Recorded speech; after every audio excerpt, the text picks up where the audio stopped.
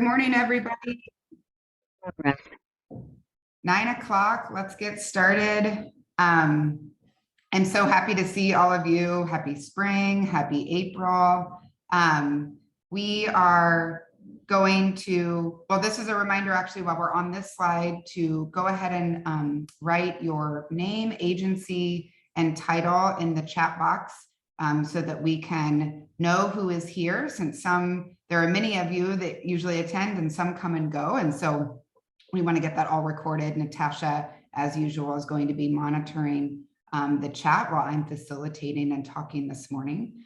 I also wanted to give a warm April Community Impact Network welcome to two new coalition members who I believe are here this morning, Girls Inc. and St. Vincent Home for Children. They are going to be working and partnering with the Youth First and Back to Basics coalitions. I'm sure many of you are familiar with those wonderful organizations, so a big welcome to them. Let's get started. So the agenda for this morning will be, I'll be giving an introduction to what the video will be about, and then we'll hop right into a video highlighting Bell, Delta Gamma, First Steps, Normandy Early Learning Center, and parents as teachers. It's approximately 15 minutes long. A reminder that the video is always shareable off of our YouTube after this morning, so we'll be sharing those links. And then we'll also be sending it in the newsletter next week. After the video, we'll be having a discussion with those partners featured in the video. After that, we'll have, I'll be answering some questions and talking about the mini grant application that's available through the portal, through the network, and then we will close right on time. So the meeting goal for today is we're going to be learning about the strategies and programs of some of our 5x5 coalition members and how they get children in the footprint ready for kindergarten. I mentioned the organizations that will be featured in the video. A lot of the conversation and topic will be around screenings for those. So I'm excited for those of you that this might be a new topic, or those of you familiar with screenings. I think this is a really good opportunity this morning to think about how we are getting the children in the footprint ready for kindergarten, noticing those early interventions. And I know there's a lot of opportunity for collaboration and partnership in this space. As a reminder, the network's vision is to build equity, and our mission is to create spaces and places where transformational relationships are built. And I always like to include the 3 goals of our coalitions on here: 5x5, which we're focusing on today again, ready the children of the community for kindergarten. Back to Basics is honoring the dignity of the community by increasing access to life's basic needs. And Youth First is supporting youth of the community to complete high school prepared for post-secondary options and jobs.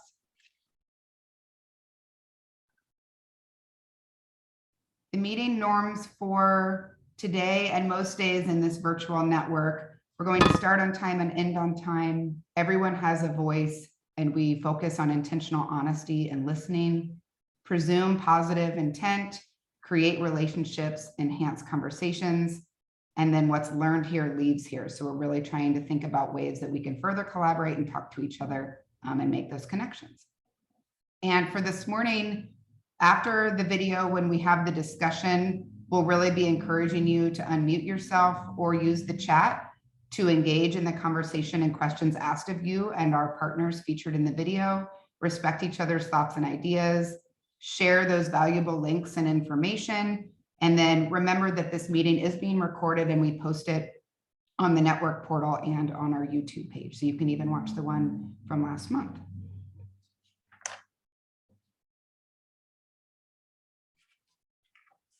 So last month we talked about healthy babies. And this month, as I mentioned, we're going to be talking about the importance of keeping our children on track and, if necessary, making timely course corrections.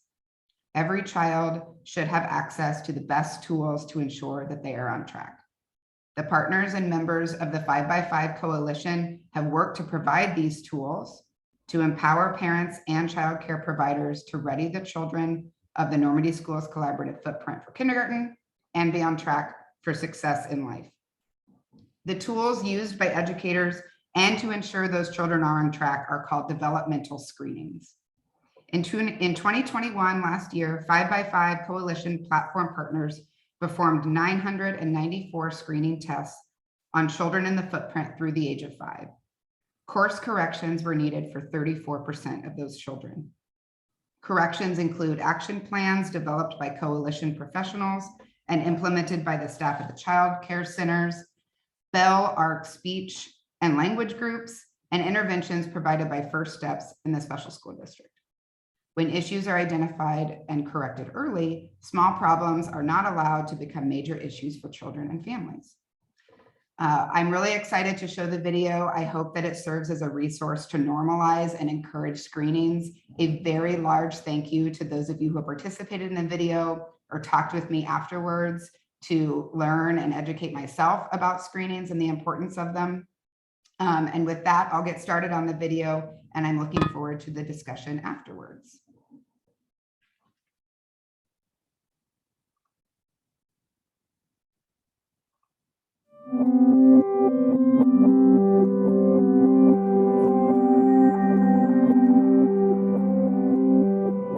Screenings, first off, are important because they're going to pinpoint any delays within the child's progress. So screenings help rule out possible disabilities for students that could impede their learning. So if we're able to address those disabilities early on, then we can provide them with accommodations necessary to kind of even the playing field for them. Developmental assessments help us understand how children learn and help us identify the skill level of children in particular areas. Through screening, you might determine that a child has challenges with feeding. You might determine a child has challenges with different kinds of motor planning and motor processing. You might determine that a child has general delays in cognition, in speech and language, in imitation skills. The earlier you intervene, the less likely that a child is going to need lifelong supports. The brain adapts at earlier ages to changes. So the earlier that we can make those changes in a child, the less likely they're going to need more intensive interventions later in life. Anytime that you can get something in place to help you be that much more successful and to gather more information, the sooner you do that, the better. So if you're having trouble seeing what's happening around you and you're not able to see the difference in the letters because your vision is blurry, at a younger age, if you get that corrected, you're more likely to pick up those skills of reading and being able to interact with others because you have the vision to be able to do that. If you have a hearing deficit and you're only hearing parts and tones of what's happening in your classroom and you're missing other pieces, it means that you could unintentionally be thought of as somebody who's antisocial, or that you're just not picking up the learning skills and the academics as fast because you didn't even hear them. And so we want to make sure that we put that in place as soon as possible, because those are things that they change over time, but that need is still going to be there all through that person's life. And if we can get that in earlier and help support them, all the better. We believe in early intervention here. Okay, so going forward, if there is a red flag that happens at 6 months, a year, 2 years old, that's early intervention. It detects delays early. That's the key.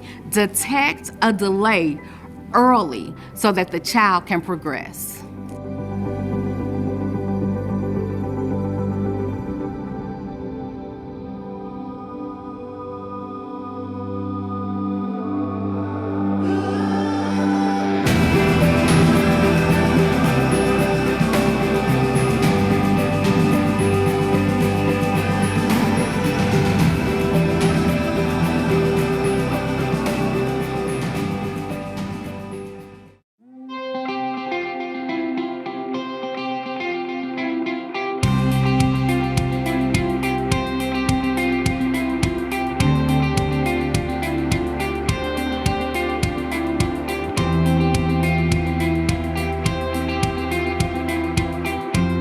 Bell Children's Services works at the early stages of life to assess children for their support needs to determine if they have any disabilities or educational delays that we can assist with to help them keep up with their typically developing peers. Our site leader embedded model is what we use in Normandy in our 10 centers that we're in. That consists of one of our site leaders being embedded into each center and working with the director, the teachers, the families, and the kids on kindergarten readiness skills. When we assess children, we do it all through play. We make it fun. We do it inside the classroom. So they're comfortable, they're in their natural environment. We pull out activities and we meet them where they are. So if I see that a child's busy, I might start with some motor activities. If I see they're sitting down ready to learn, I might work on more of the fine motor skills or something that might be a little bit more challenging for them. I have had kids, like if I'm asking a question and they feel like they're being tested, shut down. I know that they know what I'm asking them, but because they're being put on the spot, they shut down. But if it's during playtime, then they open up and it's just them and that person and they just be the best version of themselves. And when we do find that there might be some concerns, we can create an action plan of goals to help support these children in the classroom. We take those goals as teachers and we make our lesson plans with it. We're putting those goals that our child needs to reach into our lesson plans. We're doing these lesson plans with them daily. We're seeing if they're grasping it, and by the time we reevaluate, they have that milestone and they pass, ready for the next level. So it's really kind of transformational to see them from where they started to where they end up by the time they go to kindergarten.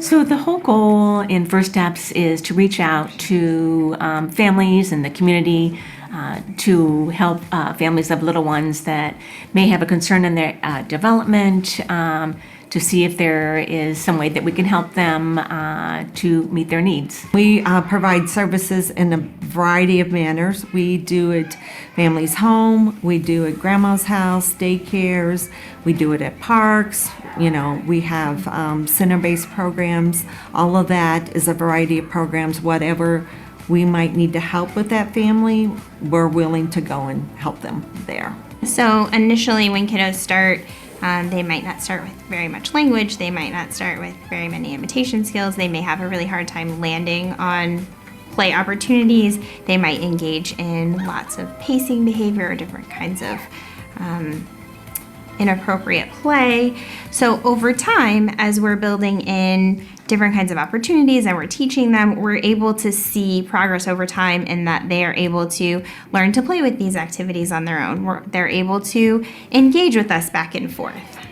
What we tried to do was help the family be a therapist, for lack of better words, kind of thing. So for them to know how to help their child. So we try to write our outcomes about 6 months out or so. So what would you like to see your child doing over the next 6 months that they may not be doing currently right now?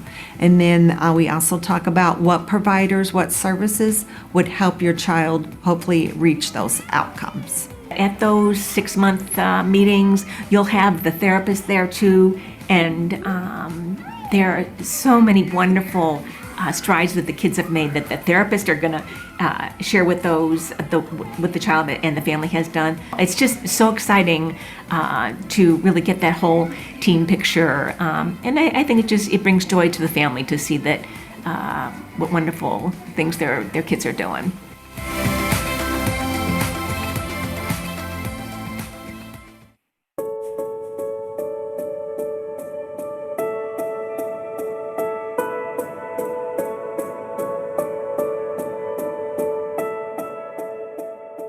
Every parent wants what's best for their child, and but every parent doesn't necessarily have access to the resources and the supports to get to those things. So I think everyone could benefit from a professional coach, and home visiting gives families that? I think of a screening as a partnership between providers and parents. And so what happens in a screening process, there's two components. There is ASQSE, and that is the acronym for Ages and Stages Questionnaire. So the parents are given a questionnaire first, and then the second part is called ASQ3. Now that's the fun part for the children, the activities part.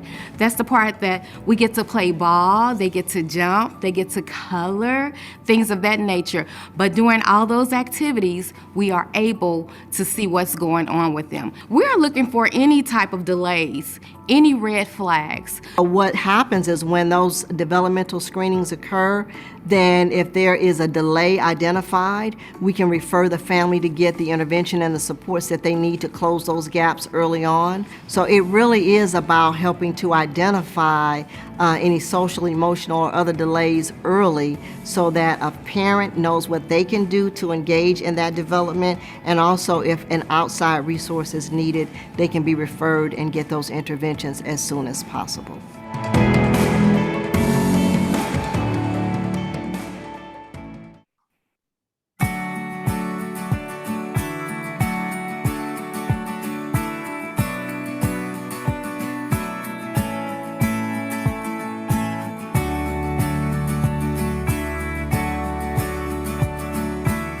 The important thing of early vision screening is to catch these vision problems early so they can be treated and it does not affect the child's learning. 80 to 90% of their learning is through their vision. And so if their vision is not correct, it is going to affect their learning, their developmental milestones, behaviors start coming, things like that. Sometimes children will begin to act up because they can't really see or they don't know what's wrong, but it's hard for them to concentrate on what they're doing. And people do not understand how it affects a child when they really can't see. The machine that we have, the autorefractor that we have, it picks up kids as young as 6 months. We can screen them. And it is fast and easy, and all the child has to do is look at the camera. We can detect right away whether it's astigmatism, nearsighted, farsighted, developing lazy eye. We can tell within a matter of seconds what's going on. And then once the child does not pass our screening, then we refer the parents on to go see a regular eye doctor to get a full eye exam.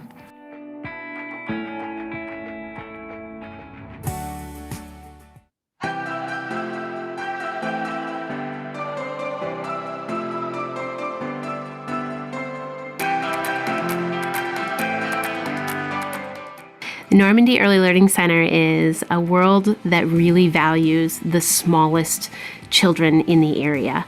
Our children come through the door and they may have spent some time at grandma's, they may have spent some time at TT's house, but it is different when you're coming to a big kids school. And so this entire environment is built and catered to those youngest scholars from the very first day that they've ever walked through school doors, all the way through until we're ready to send them on to first grade. Screenings are paramount because that is our way to identify and address health barriers that may affect our students' behavior and academic performance. But there are some screenings that our teachers just do in classrooms. They're looking and talking to parents, and they're getting to know their students, and they're saying, hey, this is something that I've noticed. When you're a parent, you don't really realize that it could be a concern. You think that it's just your child, and it could be something that is normal or atypical, or it could be something that is abnormal. And so we want to make sure that parents know and understand so they can provide the best support that they can. On a more formal level, we partner with all sorts of agencies in the area. So we use the UMSL van to come and do some of our vision. We use Delta Gamma to do some of the vision. We use Gateway Dental to make sure that teeth, and we don't have any toothaches happening throughout our day that make us a little crabby because it hurts. We'll partner with all of those different organizations to make sure that our children are fully healthy and prepared to be able to come to school each day and get a maximum amount of learning. The earlier that they have been diagnosed or screened, and whatever impairment is found or concern, it can be addressed as soon as possible. And with us having those screenings and having the partnerships where we collaborate with other partners, we can immediately address the concerns.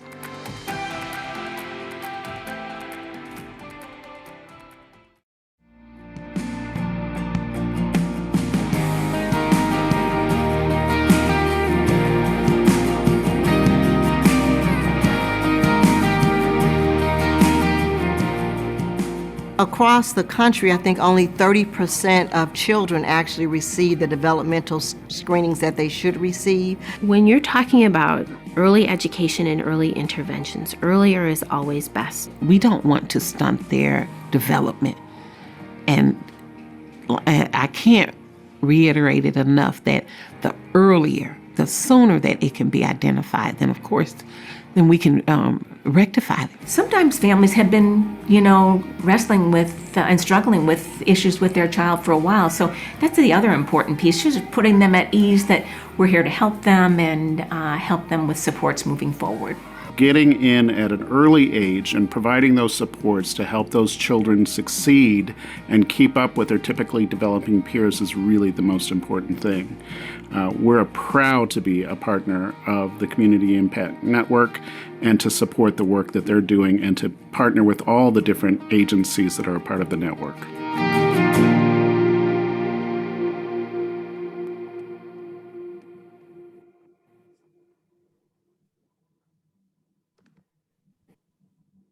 All right, let's jump right into the discussion. Switch slides here.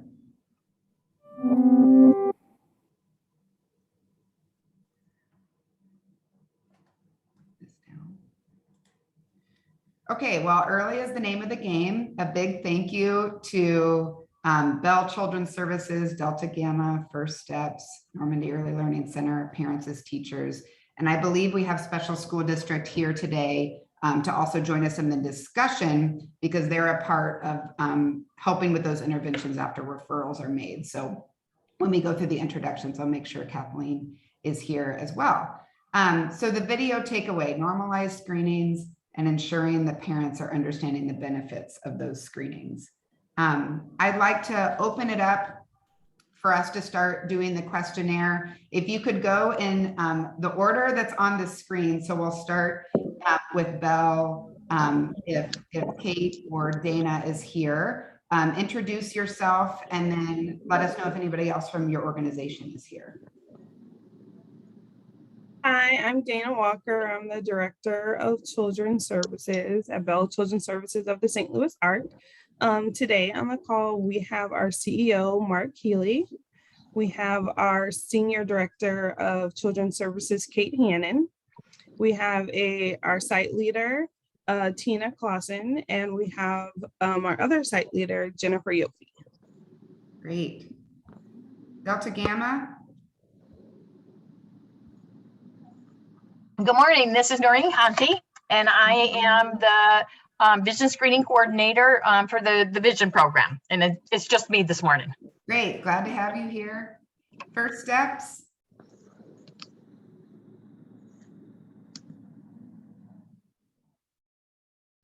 Hi, I'm Julie Darlington, and I'm here from First Steps as Service Coordinator, and Ruth Nodorf is here. She's our Assistant Director. Great. Normandy Early Learning Center, Dr. Hunter, are you here? Hi, I am here. Hi. Hi, I'm Dr. Hunter, and I'm the Principal and Director at the Normandy Early Learning Center. And I think I'm the only one. Yeah, no problem.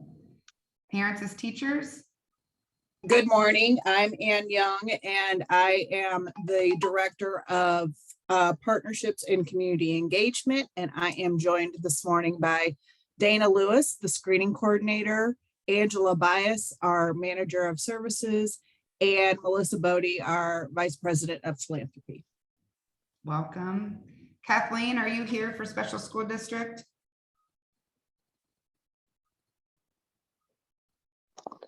I didn't see her on here. I was just looking for her.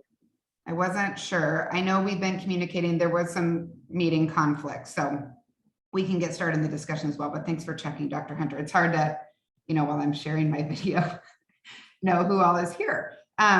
So we'll get started.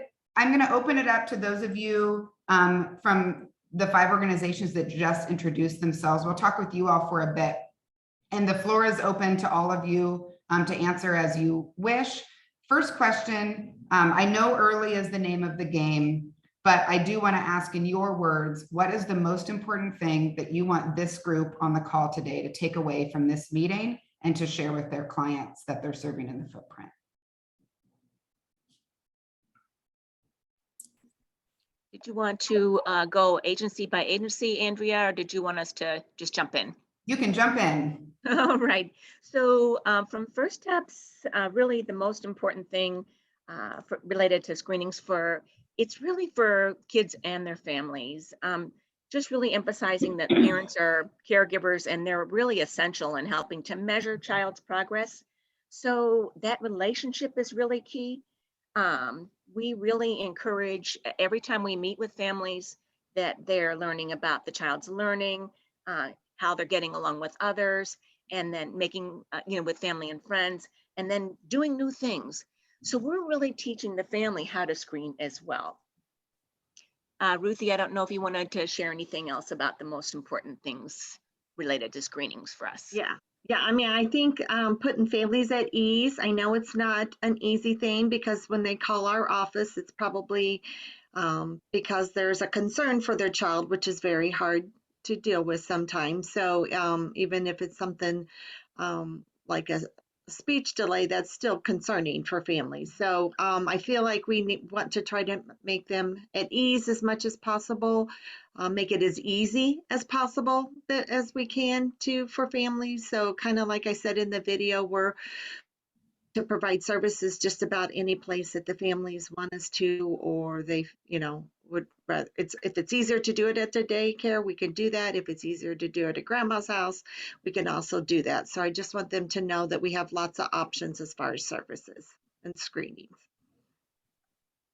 Anybody else? Good morning. I just want to say that I think that the screening should be a partnership. And we should not forget about parents and how they feel. A lot of times we go on and we talk to the teachers, but we need to make sure that the parents are also spoken to and get their ideas. They know what's going on with their child. And a lot of times that helps in the screenings to know why this baby is doing this way or that way. I think we all can agree on that screenings matter. Screenings work. And they're one of the highly accurate tools out there to let us know exactly what's going on. So we could just keep the word going, get it out there. I think that would be a great help to everyone. Anyone else? I agree with Dana. I love our model that we get to include parents as well as teachers, as well as our site leaders in that discussion when it comes to screening, especially when we see a child that has a delay, so that they're working in and focusing on those milestones and those deficits, both in the classroom and at home and with our site leaders. So it's a great kind of full circle effect for when we do identify kids that have a deficit. And I think a part that we want parents to really know is that they don't have to do it alone. They're not alone.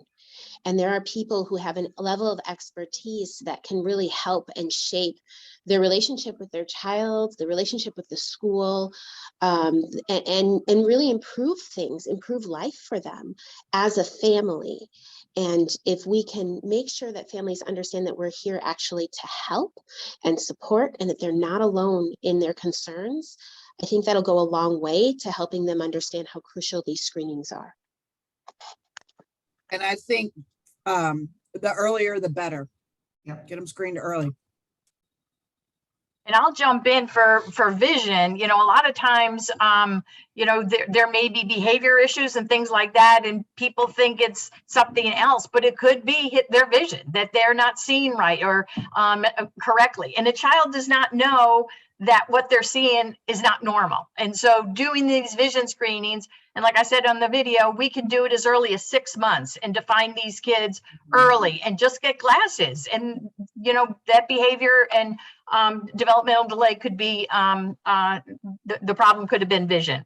So I think that's the number one thing with vision, is to allow us to come into these daycares. I go into any daycare, whether it's a home daycare, a center that serves low income families. And our vision screening is completely free. I'm in and out quickly. You know, I can do 40 kids within an hour, that it's not disruptive for these daycares for me to come in, but to find these kids early and get classes on them is critical. Sure. Yeah, that's a really good point. I think I learned a lot about the vision screenings, and then also I appreciated when Dr. Hunter mentioned in her interview about even like toothache, you know, how that can really kind of set a child off all day. That we all know that hurts all day. Anyone else for that question? I'd like to move on to the one, you know, kind of talking, if we can briefly, for the few of you that talk about that referrals, kind of whether we popcorn from every organization. Once you've identified whether it is, I know for Delta Gamma, for example, you are screening the child, you're noticing something, and then you're forwarding them along to a full eye exam. But after, you know, the ASQ or some of these developmental screenings, could each organization kind of speak quickly about how, once the child's identified, then what happens next? Well, I'll just jump in. The family gets like a packet like this from us, and it has the screening results from our spot. It also has a card in there telling the parents how important it is that they need to see a full or an eye exam. I also have in here, because it has on there what it'll say astigmatism or myopia. I have a definition list for parents to understand what this diagnosis really means. I also have a resource list of eye doctors, because not every eye doctor can see a 3-year-old. So I have a list in our community of where they can go to see it. And then I have an eye exam follow-up for the doctor to send back to me, which I don't get much back.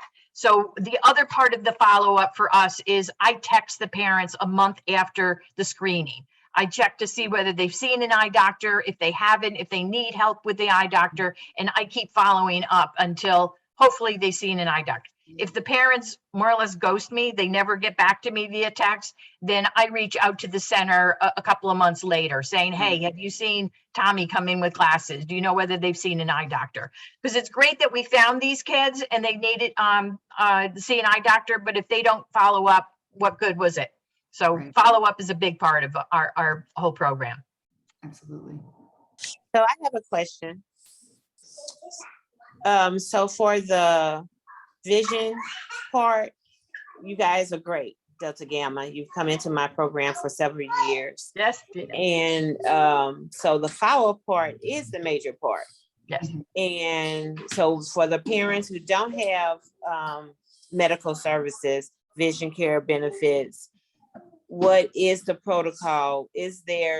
Are there programs that you can refer them to for that? Then they find out that they do need glasses.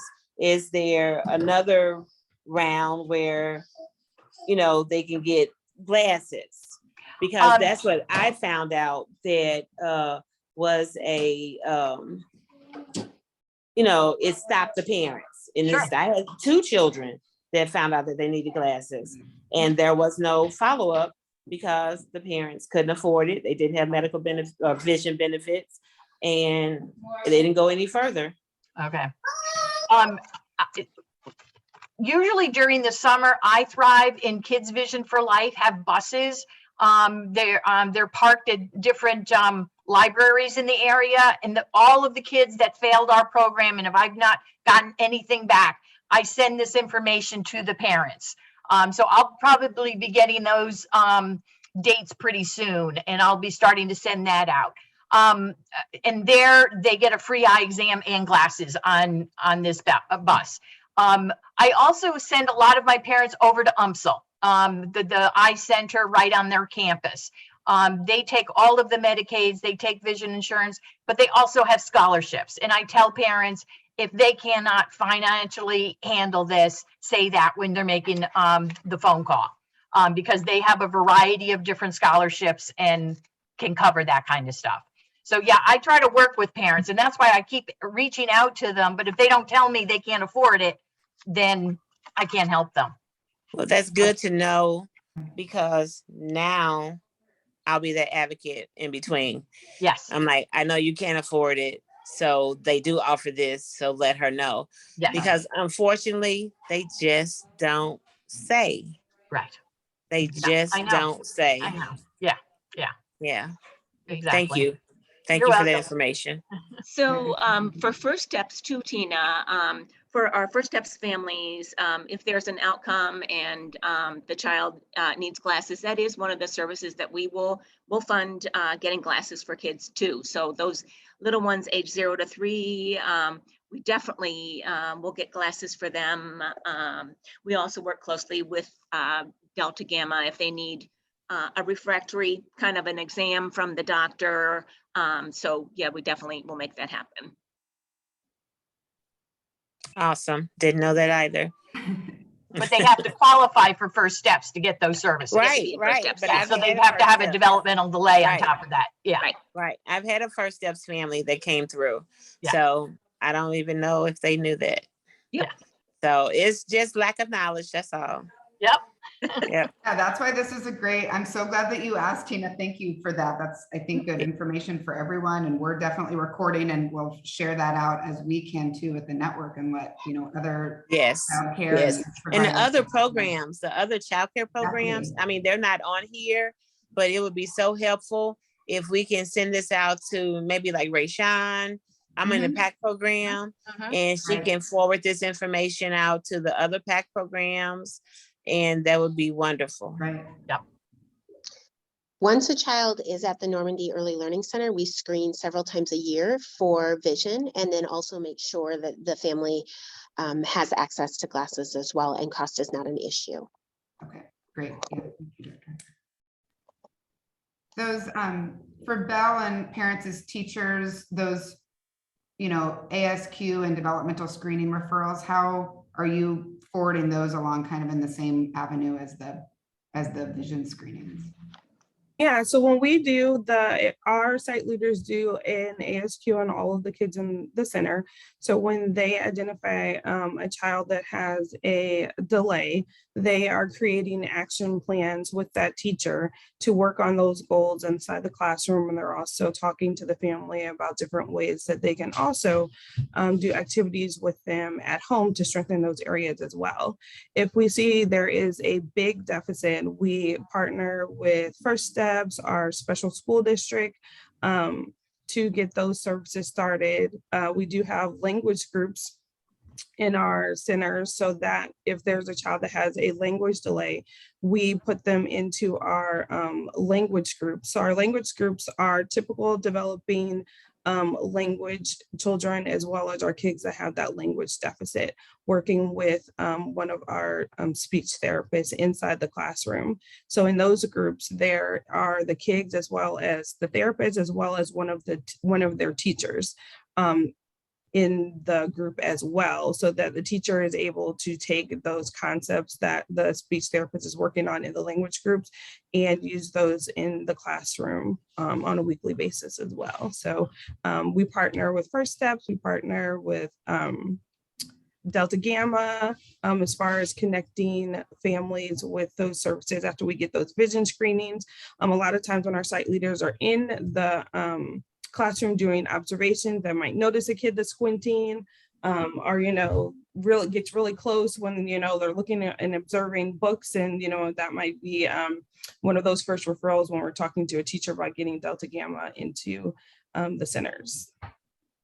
And I just wanted to say that especially if parents as teachers or the daycares, anybody that sends a referral over to us, if you have any screening information, please send that our way too, because the more information we can get, the more we can determine if we can qualify a kiddo for services. So that is very valuable for us to have your guys' information sent our way to kind of take a look at that and see if that could push a kiddo into qualifying, that kind of thing. Also, I wanted to bring up kind of on the other end, if we can't qualify a kid for services for whatever reason at some point, we can always do a new referral, especially if something changes with the kiddo. So keep that in mind. We really want to rely on our partners, parents as teachers, daycares, anything like that, that if we don't get a kiddo in, remind those families or send us those referrals again. And maybe the second time around, if they're a little bit older or whatever, we could get them in for services. So we again also rely on you guys to help us try to get kiddos in any way we can. Great.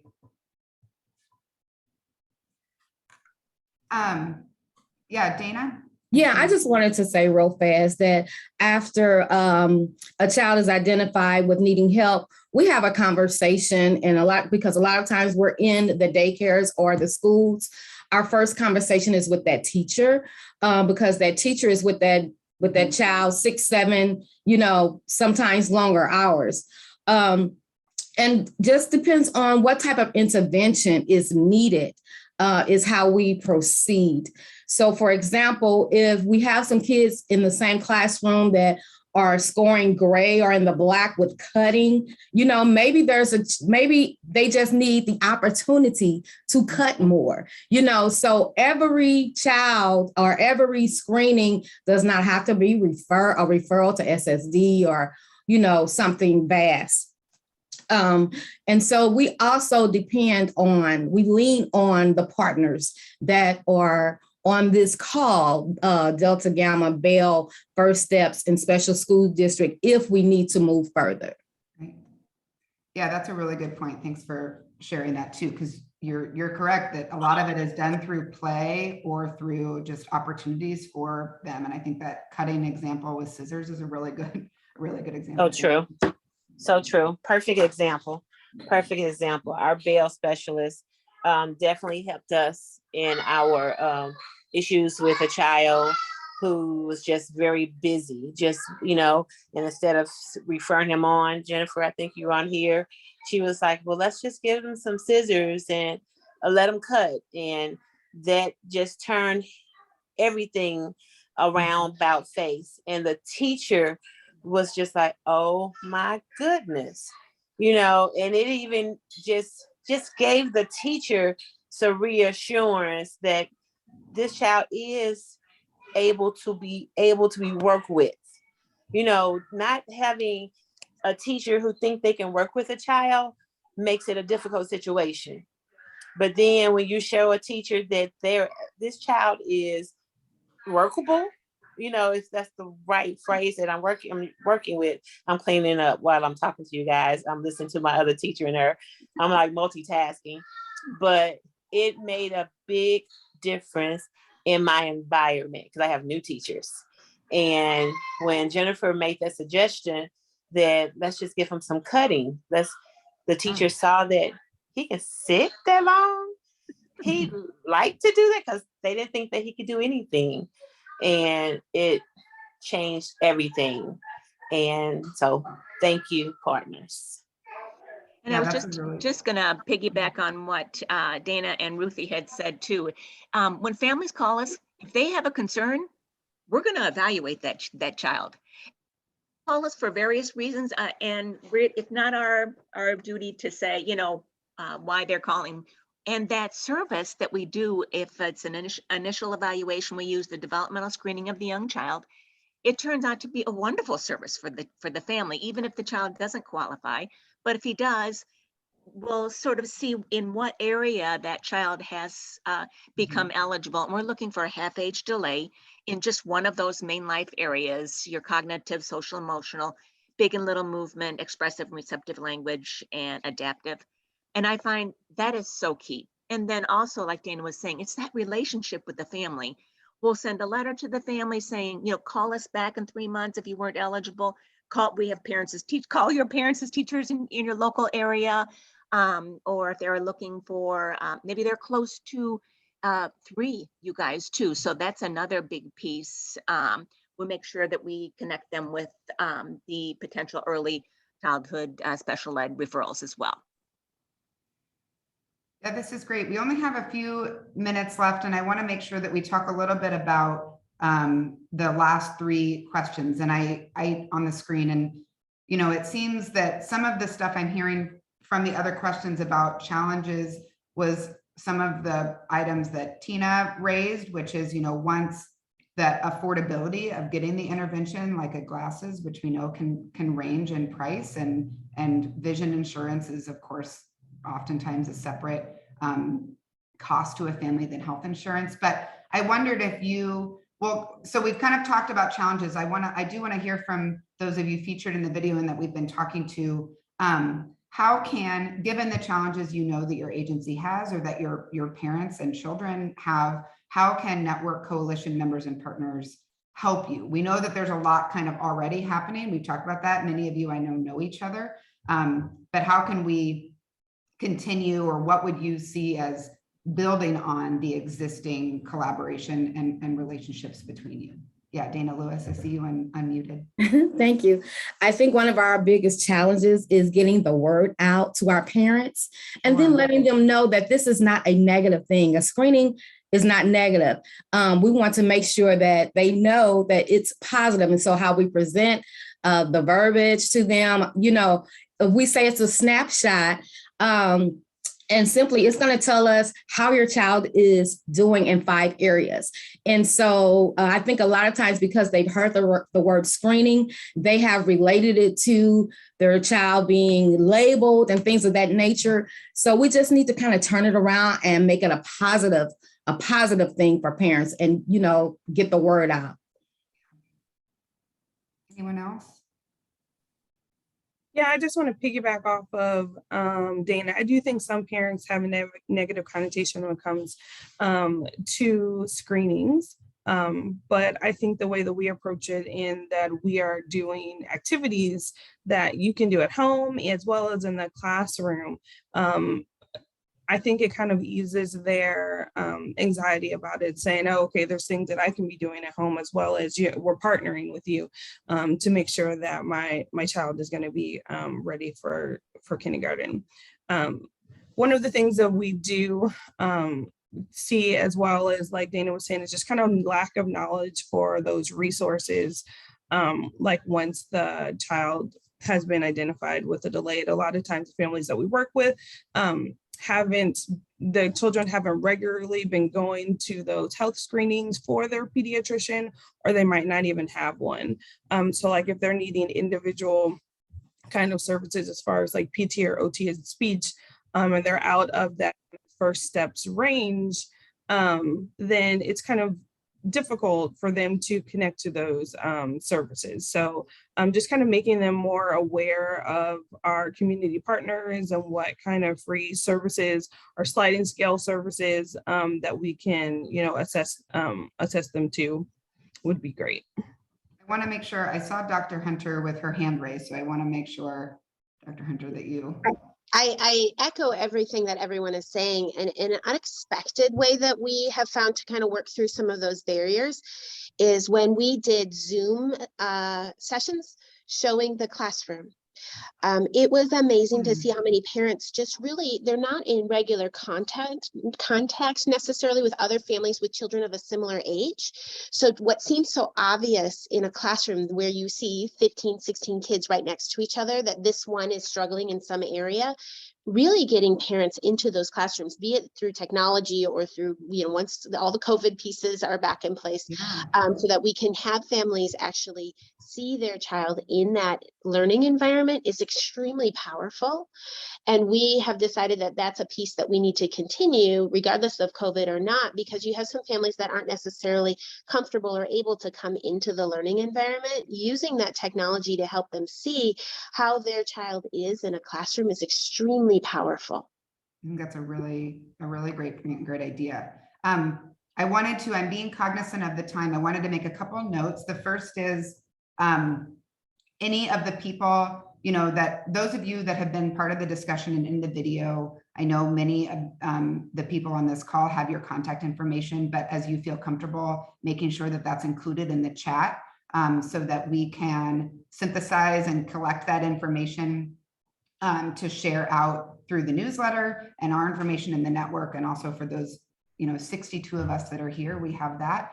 And then also we are going to be reading through and listening to this meeting back again at the network. And so those of you that have any questions or people that you want to be maybe connected with, you can share it in the chat or send Natasha Olafson, who's from our team, a direct message as well. And we can make sure that those connections and referrals are happening, because we do have such a tight hour for discussion. And this is definitely a topic that, is important. And many of us are interacting with as we work with families in the footprint. So I have 1 minute.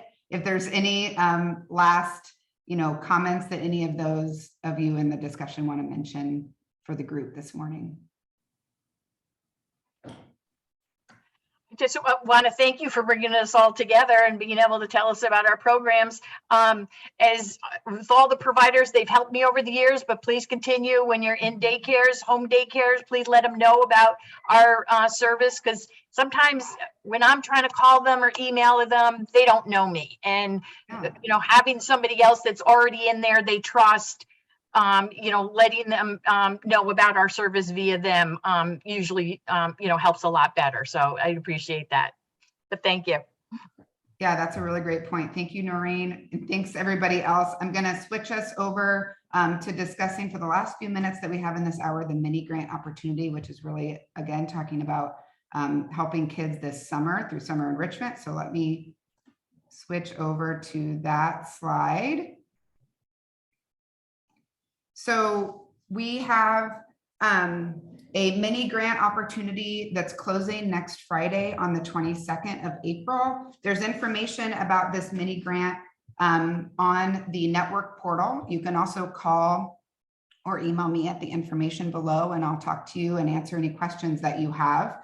But this is for any summer enrichment programming for kiddos in the footprint ages 5 to 18. And so I've included the details on the screen here. It's really, we're trying to give out gifts to individual grants to individual organizations from 1,000 to 3,500. Obviously, as we've heard on the call today, many of you work together and collaborate. So if you have a program you're doing with the schools, for example, Normandy School District, the Early Learning Center, Harris Stowe, Fells, any of those where we're getting in touch with the kids in the school district and in the footprint, those collaborations can request more for those programs over the summer. So I can answer a couple questions today if you all have them. The application is just a one-page narrative, and then the information of 501c3 and the latest 990. But it's a quick little applicant, and I see Renata Chandler with your hand raised. So yes, Renata. Good morning. I just wanted to ask, we are in that footprint for Normandy, but we're not yet partnered with them. We will be coming this school year, but we are having a summer camp. Can we apply for this grant and utilize it for kiddos within that area, or how does that work? Yeah, we'll be reviewing anything that is sent to us as far as those summer enrichment programs happen. So obviously, if they're incorporated with the school, like I mentioned, that's great. If they're not, we'll still look at it and talk to you about what that program is. So I would welcome you to apply. Okay, and is it possible if you could send me a copy of that grant so we can fill out today? Yes. All right, thank you so very much. Sure. Any other questions about this opportunity for the summer?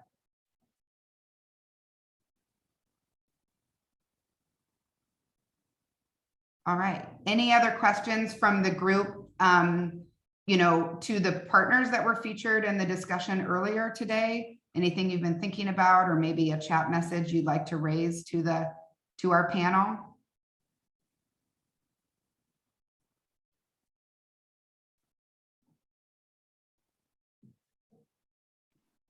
I actually have something. Yes. Hi, I'm Sherry with Nurses for Newborns. I just kind of wanted to remind everybody that infants get screened at the hospital with a hearing screening and ABR. And one of the things I find in my when I do the first ASQ or this AR is that sometimes families kind of disregard the results of those screens. And 2 or 3 years down the road, a failed ABR, if a child does not have good compliance to medical care or financial ability or has barriers to getting to those facilities, 2 years down the line, a failed ABR can be devastating. So that's just something to be reminded of, is that those initial screenings start probably within 3 to 4 days of life. Would you recommend then, for those that are serving infants in their childcare centers, that they're maybe asking the parents about those ABR results, or how do you? Actually, the ASQ 3 does do that, but yes, that is something we ask about. And for many of you know, I have a deaf son and utilized First Step services literally the first week of his life. I mean, I had an appointment with the preemie doctors, the pediatrician, and First Steps within the first week of discharge.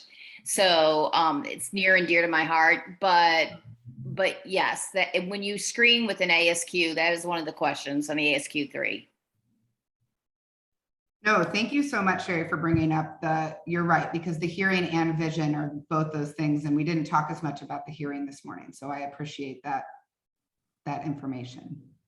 Any other comments like that? Very helpful. I was just going to say, Adrienne, just to let you guys know too, we do get automatic referrals from Department of Social Services and Aging of kids who have not passed their newborn hearing screening. And that is pretty quick. It's usually within a week of birth. So we're happy to help those families too. But you're right, Sherry, sometimes we don't find out till later, but usually they are referred right away. It's a really good point. Anyone else for the good of the cause this morning in this hour that we shared together? Hey, I have a quick question. Yeah. Will we have a similar meeting like this for Youth First Group Coalition? Yeah, so I'm going to actually kind of share that, Renata, on the next slide as we kind of go through this. So one thing that we talked about last month, and for those of you that maybe weren't there or coming new, we're sort of walking through the life cycle of a person. And so last month we talked about healthy babies. Today we're talking about readiness for kindergarten and those screenings. Next month we'll be talking about quality childcare and kindergarten readiness again, but more specifically about those childcare centers, whether in centers or at the home. And then in June, we're going to be featuring the family engagement liaisons, the FELs, from Beyond Housing, and talking about, and with Normandy School District, the community supports in the public schools. So you can see those dates there, May 12th and June 19th. And then as a reminder for those platform partners, the first quarter metrics are due tomorrow, and the mini grant application that I mentioned earlier is due next Friday. So yeah, we'll be kind of working through the life cycle, even getting into some of the community development and other opportunities, basic needs, those sort of topics as we move through the year. So I'm really excited to kind of continue this style of discussion. And as I mentioned, both the 15-minute video that we showed today is shareable on our YouTube. We upload both the YouTube video and we upload this meeting recording. So if there's staff or references that you want to make, or certain pieces of the discussion that you thought, oh, I meant to write that down and I forgot what she said, you can go back and look at that as well on our YouTube page. So we'll be sending that out in the information in the newsletter next week. So with that, thank you so much for attending this morning. A big thank you to the 5 agencies who shared your programs and your insights. I really hope that this discussion, even though it's on Zoom, is an opportunity for those connections and information to be further shared, and any ideas that you have about getting that word out to those families and other partner agencies. I know somebody, I think it was Tina, that mentioned getting it to United for Children and Rashawn, but how else we can sort of get the word out would be helpful information for me. So feel free to contact me that way. Also, email, phone, whatever. Okay, well, with that, I will close us. Thank you so much for attending. We will see you in May. Bye, everyone.